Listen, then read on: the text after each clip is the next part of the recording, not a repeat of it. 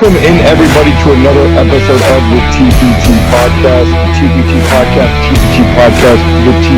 Podcast.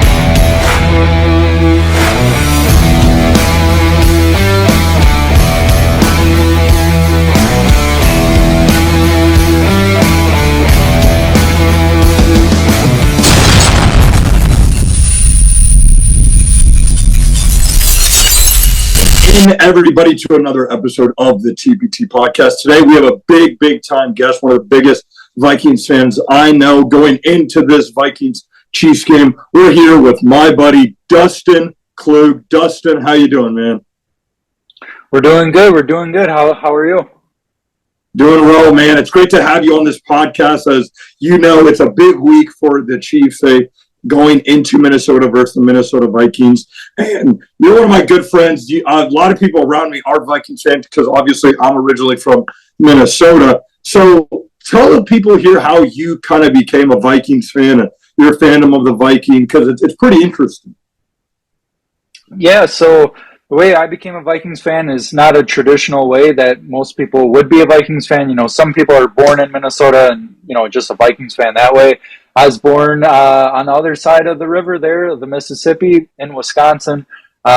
Fortunately, not a Packers fan. Just kind of grew up a Vikings fan in Packer country, and then just moved to Minnesota this past April here, and been loving it here in Minnesota. And yeah, that's just kind of how I started liking them. Back in second grade, I liked Adrian Peterson, I guess, and just kind of went off from there.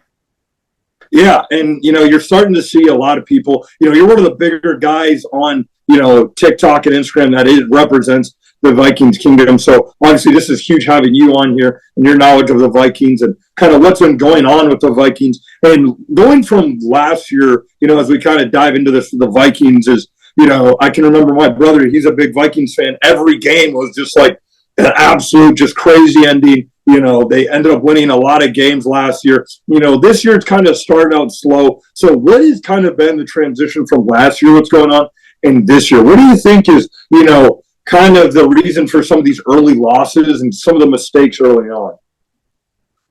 I think the biggest and, the elephant in the room is the turnovers on offense. We've had 3 or 4 red zone turnovers through the first 4 weeks of the season. And if you get touchdowns on all 4 of those and not turn the ball over on those 4 possessions, you're looking probably at a 4-0 Vikings team. That's granted how the game would shake out, but just hypothetically, the Vikings could be easily 4-0. But right now they have a 23% offensive turnover rate, and that's honestly, it is first in the NFL. First or last, depending on how you look at it. And that's not a good way to win games. It's not the best recipe to win. So, if you minimize those, I think that's what you got to do, is just minimize them and convert your red zone turnovers into touchdowns. Yeah, and is there any particular reason on the offense? Because the way I look at it is a lot of people, criticize the quarterback there in Kirk Cousins. I know he's not the flashiest guy. Yeah, at times it can be on the quarterback, but right now he's leading the league in yards. He has the most touchdowns in the league. I know that was as of week 4. I haven't checked now. I'm pretty sure he's leading the NFL in almost every statistical quarterback stat right now. So what are some of the reasons for it? Is it, just they're not meshing well with Kirk right now? Or is it, just the offensive line or running backs? What is it? No, like you said before, Kirk's having a great year, first in passing yards, just leading most of all the statistical quarterback, stats. I don't know if it's necessarily all on him. Yeah, he's the quarterback. He gets the ball, every single time of every snap.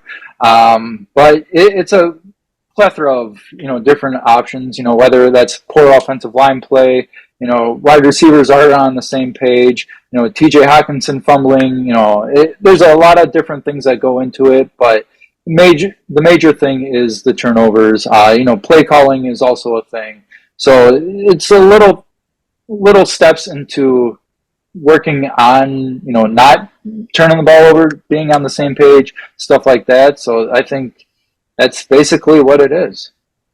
Yeah, and heading to this game with the Chiefs, they just came off of a win versus the Carolina Panthers. What were some of the good things that you saw that you can kind of take from that Panthers game? I know, again, there was some of, like you said, the turnovers where it was just, they did it all the way down in the red zone, because it's not like there's teams that turn over the ball, and you never want to get turnovers. But for the Vikings, it's the red zone turnovers, like you're talking about, where they had that red zone turnover versus Carolina. But they also did some good things versus Carolina Panthers team. What are some of the good things you saw versus Carolina Panthers team?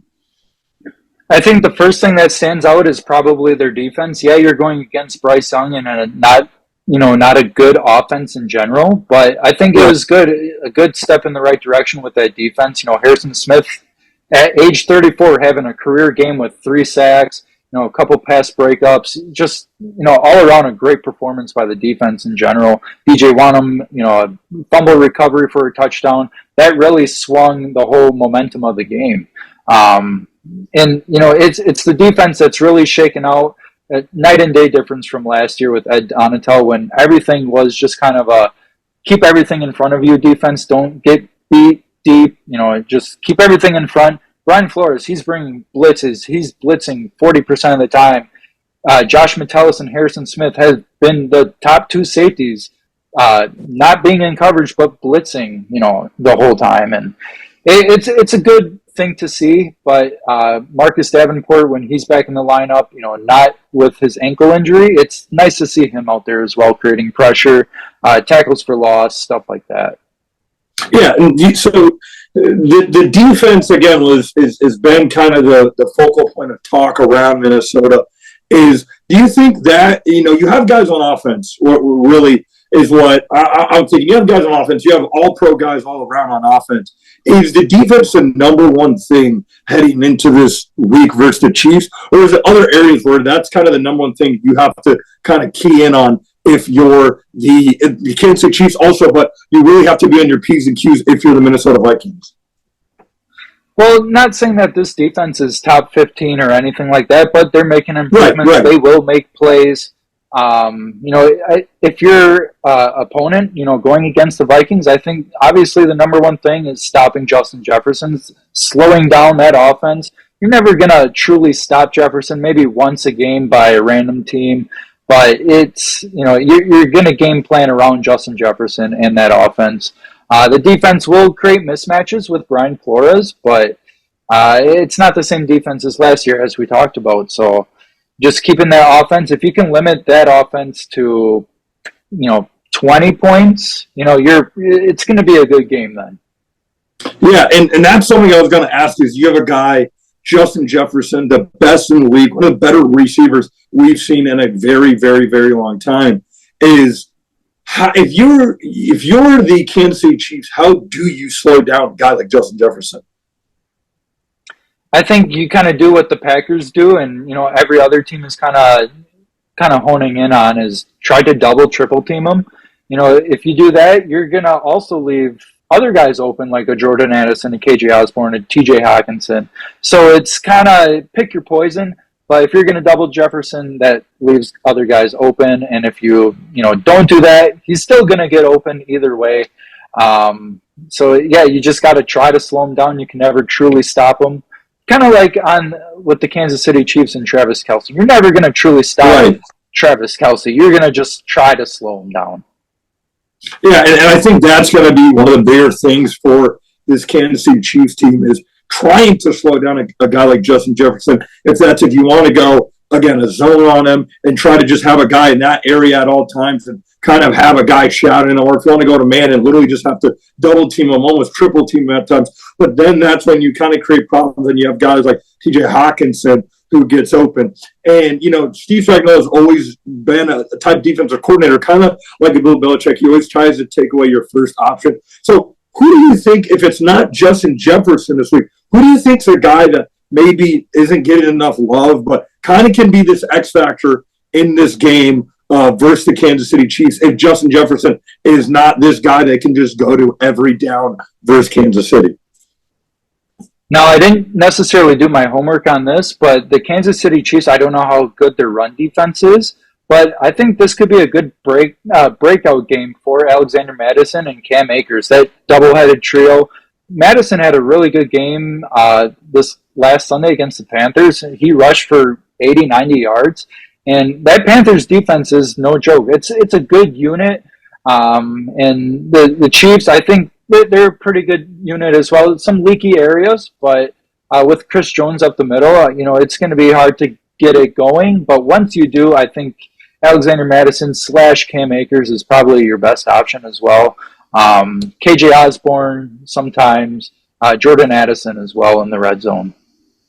Yeah, and I would agree with you. Steve Spagnuolo, he last year had 55 sacks, but he also gave up a lot on the ground with yards per carry. So that's something the Chiefs are going to have to look out for, is because you have teams that are able to run the ball with them. We saw that kind of on Sunday night with the Jets. Is the Chiefs are not a team that, again, their strong suit is not a run-stopping team. Yeah, of course, they've got a guy like Chris Jones, but Chris Jones lately has been lined up more on the outside of those guards, and he's really attacking the tackles and the guards more lately. And he's not really over that center as like the nose guard position. So this is something where, again, with a guy like Nick Bolton maybe not playing, maybe not there, you're going to probably have Leo Chanel there, and that's something they could maybe exploit there. So that's something the Kansas City Chiefs are going to have to watch out for, because Cam Akers did have a great game versus the Carolina Panthers, coming basically not off the streets, but from the Rams, not really playing, and a guy that was kind of quote-unquote career was dead with the Rams, and kind of coming over to a high-powered Vikings team. And the Vikings have problems on the offensive line, but last week versus the Carolina Panthers, who do have a good defense, who do have a good defensive line, were able to run the ball. So I think that's going to be very much a point for the Vikings, where if they can run the ball and kind of keep Kansas City on their heels, that's going to be, again, a big problem for the Kansas City Chiefs. And that was kind of moving into our next segment. What I was going to ask you is, if you had to have your 3 to 5 ways to beat this Kansas City Chiefs, what would be those ways, how you stop a team like the Kansas City Chiefs? I think for the Vikings, you just got to stay tried and true to what you've been doing. It's been working. It's just the turnovers that have been killing them. Go through the air, play action, get that run game going if you can. Just kind of an all-around air raid. You're not going to get anything deep against the Chiefs. They're not going to allow that to happen. But those intermediate routes, those short routes, if you can get first downs, convert on third downs, you're going to beat them that way. And then, defensively, you're just going to have to play all around a good game. You can't be out of position, especially facing a quarterback like Patrick Mahomes, a running back like Isaiah Pacheco. He's a hard runner. You got to wrap up. You got to tackle against Isaiah. And going back to Patrick Mahomes, he's just unpredictable. You never know what he's going to do with the football. If he's going to run it, he's going to throw it. He can stand in that pocket. He can run around, make all sorts of plays. He's so unpredictable. You just got to find a way to, again, just slow him down and limit him to, instead of getting 30 points from him, try to get, 21 from that offense.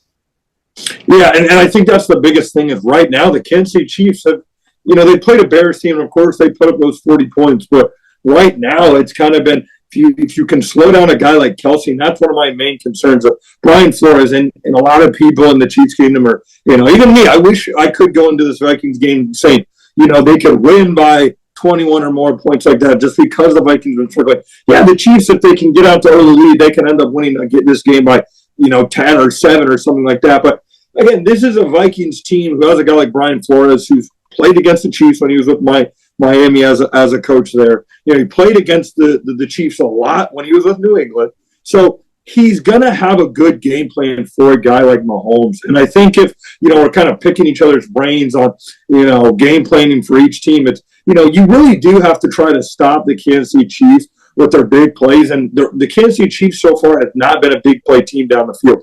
Justin Watson has really been their only deep play guy. And then you have a guy like MBS who's a fast receiver who can get down the field, but he really hasn't had those plays either. But the new element, like you said, is a guy like Isaiah Pacheco. How does the Minnesota Vikings stop a guy like Isaiah Pacheco, who's top 10 in rushing yards right now and is playing like a top 10 back? Just, again, he's a hard guy to tackle. And the Chiefs' offensive line, Mahomes is the least sacked quarterback right now. So what kind of defensive scheme, if you're Flores, would you kind of go out there saying, guys, this is how we're going to slow down Mahomes. This is how we're going to have to try to get after Mahomes and try to get after a guy like Isaiah Pacheco? For the Vikings defense, I think their game plan has been vastly different through every single game of the season. Just looking at this past game against the Panthers, going against Bryce Young, they were blitzing a lot. Or they didn't really blitz that much, but still blitzing, getting to the young quarterback, getting those exotic looks, and then blitzes as well. Harrison Smith, again, 3-sack game. You don't really see that from safeties either. So just dialing up the blitz, that's not going to work against Mahomes. He's going to evade that all day long. But I think just showing exotic defensive formations will, try to make him think twice. I don't know how many picks or turnovers Mahomes has this year, but if you can force him to get a turnover or two in this game, I think that will be huge. Limit him with all of his possessions. If you can snag a possession or two, I think that will definitely be a key part in possibly a Vikings victory. Yeah, and most of the time when you win a turnover battle, of course you had a team like the Jets who was very close to winning the turnover battle until the end when they recovered that fumble from New York. The Jets still ended up winning that turnover battle, but it was almost by a wide margin. The Jets could have went down and scored a touchdown on that last drive. Could have been one of the last drives of the game to go win the game. And you saw a guy like Patrick Mahomes last game, where they started out 17-0, threw 2 interceptions, and then the Jets had life. So I think that is going to be a big part, because we know that the Vikings so far are a team that has just, for some reason or another, coughed up the ball or two. So that is a big reason. If they can try to win this turnover battle, I absolutely agree. The Chiefs are going to have to be on their P's and Q's, because you have a guy like Harrison Smith where, again, he's very good at delayed blitzes. It could look like he's sitting back in coverage, and all of a sudden, boom, he's coming across the edge and sacking a guy like Mahomes. They still have some playmakers over there. They have Daniil Hunter, like you said earlier. They have Harrison Phillips as well. So they have some guys over there that can just, again, get after the quarterback. And I think that's where, again, you have the Chiefs tackles with Jawan Taylor, who hasn't really, again, meshed well with the Chiefs, and some of the receivers that haven't meshed well. And that's kind of where I was going to go with the Vikings is you have a guy like Justin Jefferson. T.J. Hawkinson hasn't looked like T.J. Hawkinson, but you have a guy like Steve Spagnuolo who, again, he loves the blitz. He loves to just get out to the quarterback. And we know that Kirk Cousins was one of the most hit guys last year. If you watched quarterback, like I know you did, it was just Kirk Cousins getting hit and hit and hit. What are some of the things, again, on offense where if you're Kevin O'Connell, you're like, this is how we're going to try to slow down Steve Spagnuolo and some of these big-time playmakers like Chris Jones, Nick Bolton, and some of these other guys? Like I said before, you have to be balanced on offense. You can't be always in a passing phase. You can't run the ball all the time either. You got to be balanced against this Chiefs defense. Short passes, medium passes. You're not going to get anything deep, and if you do, that's amazing on offense. But just sticking tried and true, like I said before, just get your play action in there as well. Keep them on their toes, their heels, and just try to score as many points as you can, because you know that on the other side of the ball, Patrick Mahomes is going to do the exact same. Yeah, and I think that is going to be a big part of Kirk Cousins' game is just getting the ball out quick. If you can just get the ball out quick, because again, you have a Chiefs defense of line who last year was one of the best defensive lines. This year they've shown that just overall they've been a top 5 defense so far. No team has scored above 21 points, and I think that's going to be kind of the formula I'm looking out is, can the Chiefs stop Kirk Cousins if it is these quick passes that are coming out to Justin Jefferson in the slaughter. He's hitting Jordan Addison early on, just getting the ball out quick, how they're kind of covering. Because look at Zach Wilson last game. He's getting the ball out in like 2.2 seconds. And it was really just killing the Chiefs. They did not have time to get that Steve Spagnuolo deadly pass rush. So I think, like you said, that is going to be a big, reason of how, Kevin O'Connell can kind of just get time for a guy like Kirk Cousins and just get the ball out. And again, they're this team of the Minnesota Vikings. They win on play action. If Cam Akers can get the ball and the Chiefs are having to start stacking the box, bringing those safeties down, bringing those linebackers just a little bit down so he can hit those guys over the middle, I think that is going to be a huge, huge way. for the Vikings to get this done. Was there any kind of other guys you kind of see where the Vikings maybe so far this season haven't really, gone to, and you think you'd like to see more as, if that's on defense, if that's on offense? I think it's been a pretty well-rounded group, I should say.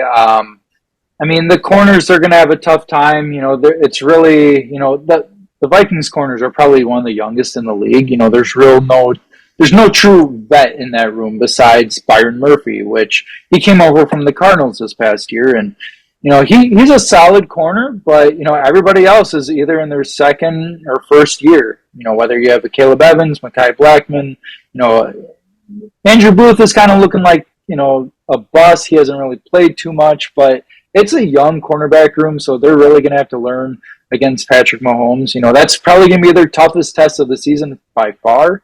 But I think this defense, they're going to have to stay on their heels and toes and just keep everything in front if you can. They will blitz once in a while, but that's not your best formula to win this game. Yeah, and again, you have guys where you have a guy like Jordan Addison who's played very well early on. That's a guy, again, the last 2 weeks I really haven't gone to as much. But, again, a guy like T.J. Hawkins, there's just a lot of weapons on offense for this Chiefs defense they're going to have to look out for. And, again, if Cam Akers can kind of get going, that's the thing where I think they can really stay in the game. And that's kind of where I have my X factor for this game.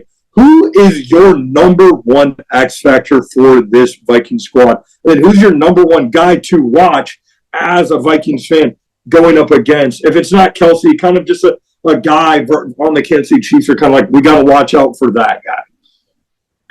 I think besides Travis Kelsey, you're looking at Chris Jones. The Vikings' interior offensive line is not very good.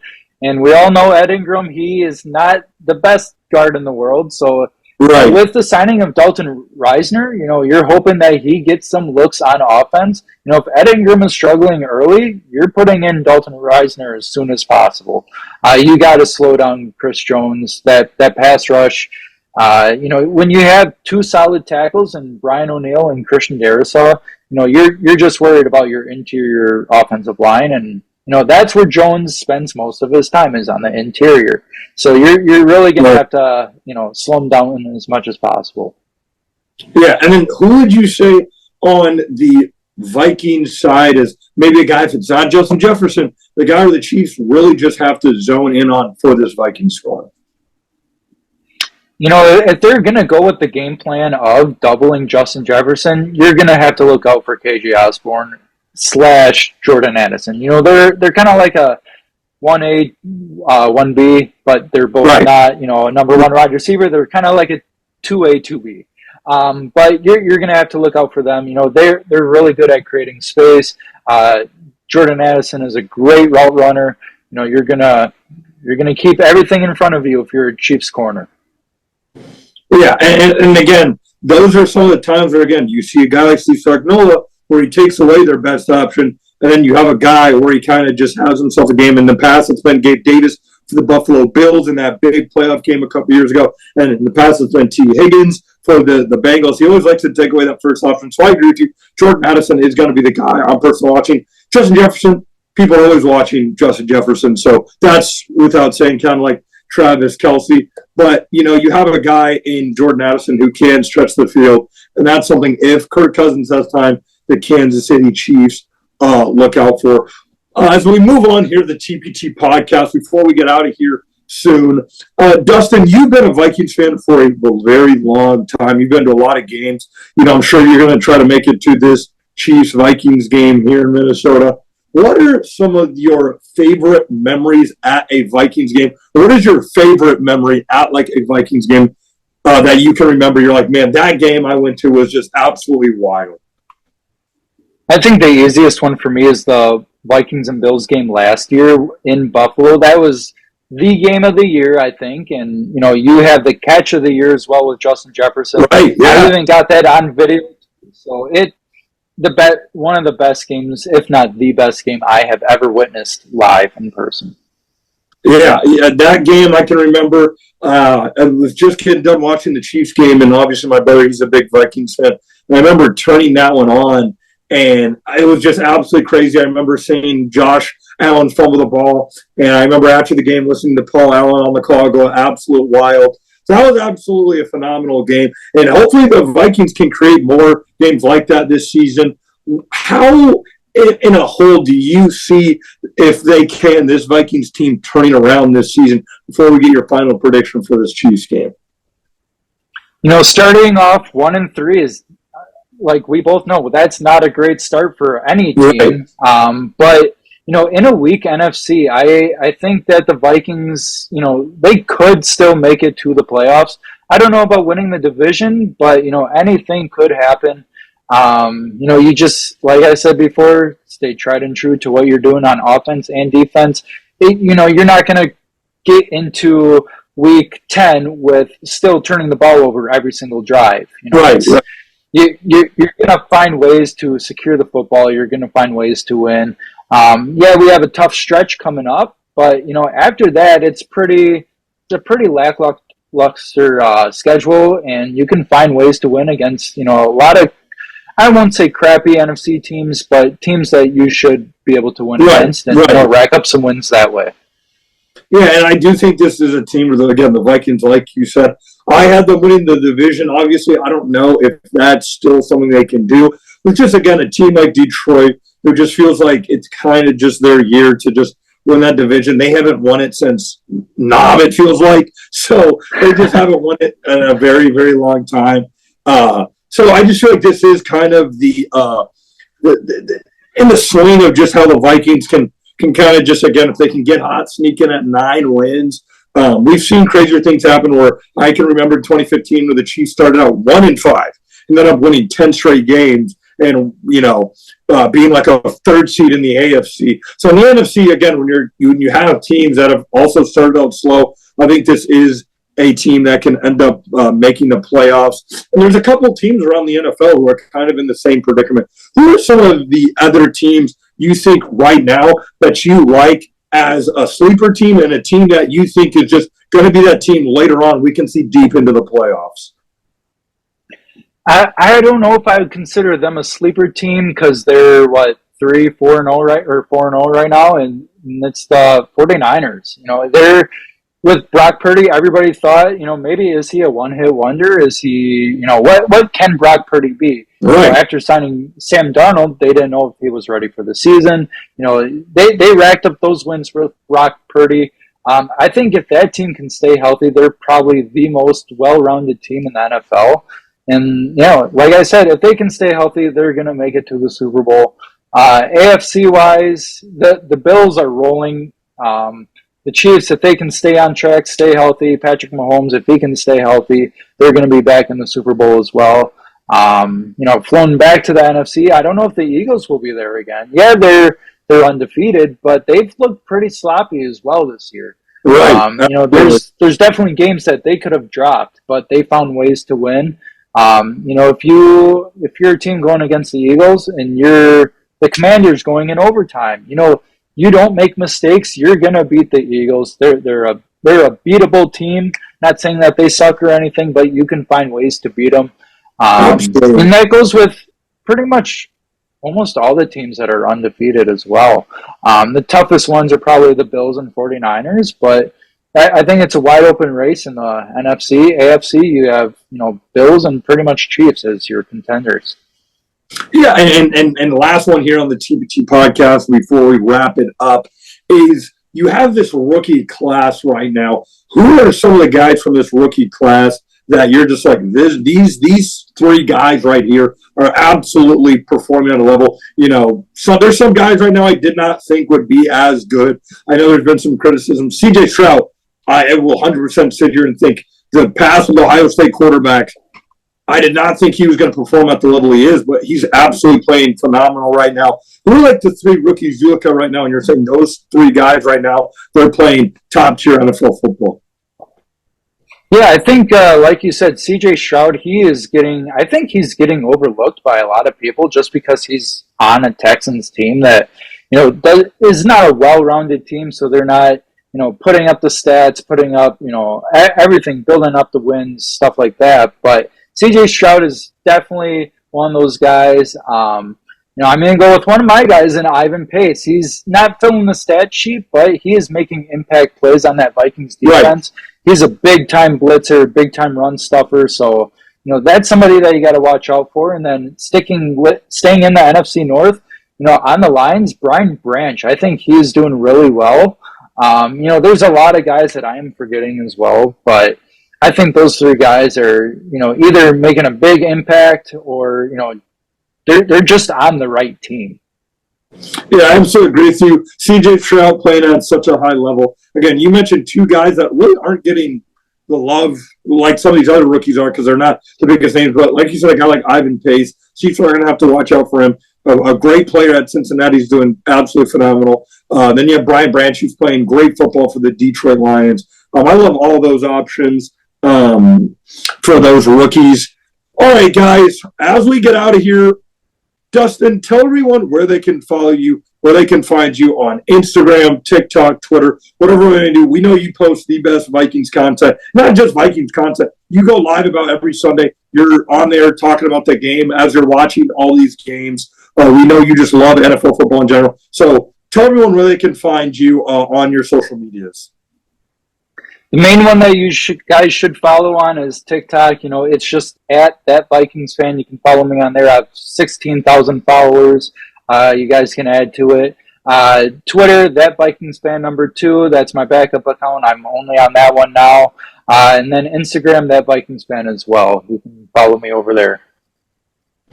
Guys, make sure you guys definitely go check out Dustin. He'll definitely be on the podcast more and more as the season goes along, just to get his awesome analysis on some of the things going on in the NFL and the Vikings. We know there's a lot of Vikings fans here at the TBT podcast, so make sure you guys go check out his content. We will see you guys next week on the TBT podcast.